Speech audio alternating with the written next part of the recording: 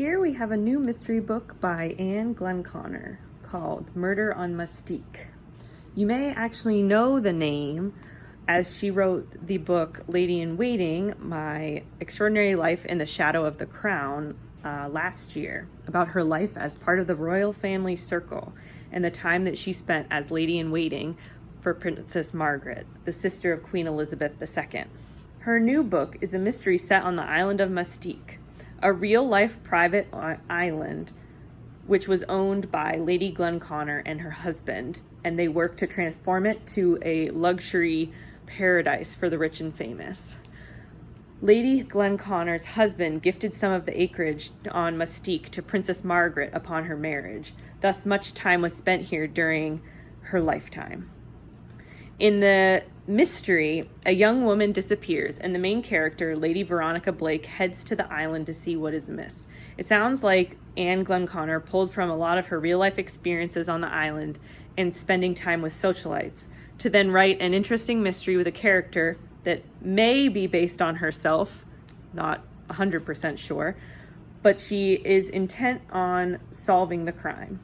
If you enjoy historical works, loved Lady in Waiting, or even are interested in luxury island and beach life, you should pick up Murder on Mustique. I am loving this series just because I find the titles so funny, and it also just seems like it'll be a cute, fun read. But it is called The Deputy Donut Mysteries by Ginger Bolton. And we actually have the first 5 titles, and a Christmas-themed one should be coming out later this year.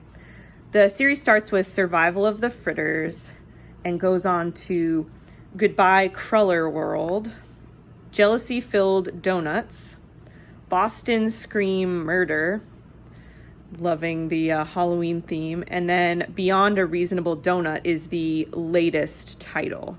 We were actually talking at the library about how they come up with all of these goofy puns for titles. I'm just really loving it. So the premise is, starting with the first book, Survival of the Fritters, is that Emily Westhill is an owner of the best donut shop in Fallingbrook, Wisconsin. She runs it alongside her retired police officer father and her cat, which is actually named Deputy Donut. So I'm guessing the shop was named after her cat, or vice versa.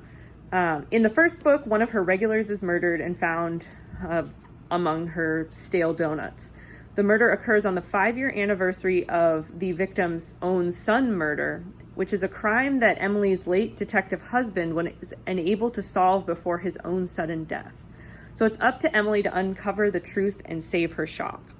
It sounds like there's going to be a lot of uncovering of things about her past or her husband's past, because he was a detective, possibly even the father since he was a police officer. But we do have all 5 of these, and hope that someone thinks that this would be a fun read, because I'm definitely going to be starting it.